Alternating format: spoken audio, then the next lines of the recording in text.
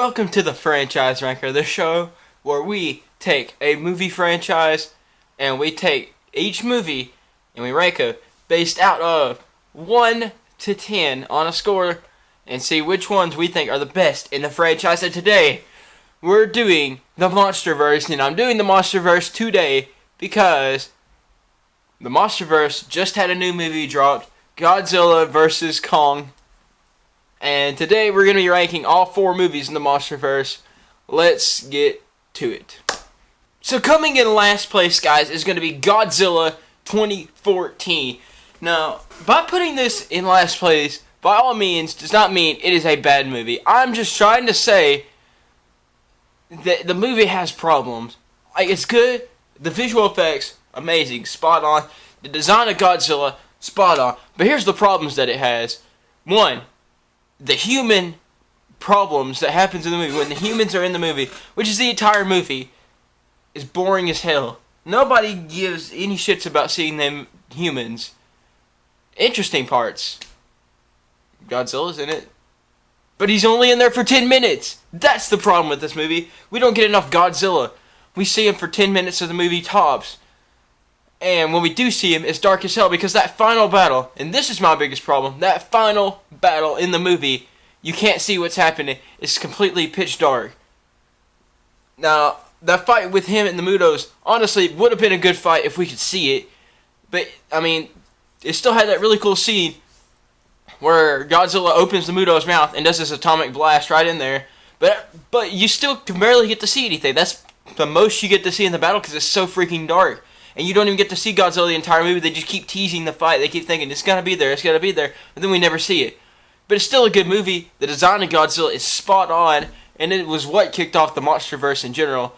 But it's still gonna get ranked down at the bottom for me because of its very obvious problems. So that's why this movie gets a 6.5 out of 10. So coming in third place in my ranking is gonna be Godzilla King of the Monsters. Now, King of the Monsters did improve from Godzilla 2014, but not by much. Now, we can actually see the fights happening. We actually get to see the brawls, but a lot of times when the fights are happening, it just cuts to human stuff, and we're like, why? We want to just see the monster fight. Don't cut to the humans. We don't give a shit about them. But instead, we have to hear them talking about some bullshit, something, setting up expedition. No, all we want to see is Godzilla and King Ghidorah going at it, and we do get to see that. And I appreciate the fact that we actually can see the battle happening. It's not real dark like the other one. The sound design, spot on. The visuals were spot on. The CGI was just amazing. And I will say the monster fights are good. If this was the movie that really set up everything in the Monsterverse up to this point, but it's still not without its flaws. It still is very boring, especially in the middle section. Although we do get introduced to more kaiju, not just Godzilla and Ghidorah. We get introduced to Mothra, we get introduced to Rodan, and we get introduced to all the other outposts that Monarch has, and some of the ones like Behemoth, Methuselah, or that Scylla thingy, the big creepy crawly spider. But I thought it was still good, and I enjoyed the fight. Godzilla and Ghidorah going back and forth at it was very fun to watch, by all means. But it still suffers from the same problem the first one does, is boring human drama that keeps getting cut back to, and we don't get to see enough monster fights. And that's the problem that most of these movies have had. But other than that, though, they're not bad. None of the Monsterverse has been bad. And this one comes in third place for me. And that's why this one I'm going to give a 7 out of 10. So coming in at second place is going to be Kong Skull Island. Now, as far as this just being a King Kong movie, it's one of my favorite King Kong movies. Other than the 2005 Peter Jackson one, that one spot on, best King Kong movie you've ever seen. But I did enjoy this movie, and I enjoyed the tie-ins it has with the Monsterverse, and just the fights in general were good with Kong and the Skull Crawlers. And for once, the human drama was actually kind of interesting. I can't believe I'm saying that. This is the one movie, out of all 4 of these movies, this is the one movie where I actually kind of appreciated the human drama going on. Like, them trying to survive on Skull Island. Now, I mean, obviously, we come to see King Kong, but, to see the humans trying to survive on this big monster island with all these giant bugs and nasty, creepy crawlies was very funny. and fun. And this movie is very ridiculous, but they acknowledge that and they don't care. I really enjoyed Sam Jackson's character and showing his descent into insanity after King Kong takes out all of his people because Kong thought his island was getting bombed. Kong felt threatened, so he attacked him. And I appreciate just the whole setup there with Sam Jackson trying to kill Kong. And I like the Skull Crawlers as a villain for Kong too. We didn't just see Kong fight a bunch of T-Rexes. We actually saw him fight something new and creative, and I thought it was very cool.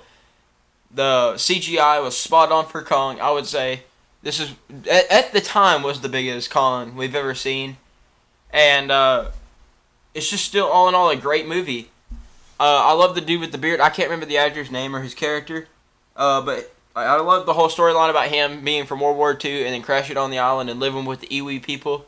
I like that, but either way, this is going to be second on my list, and it's one of the best movies in the MonsterVerse, hands down. I don't care what anybody says.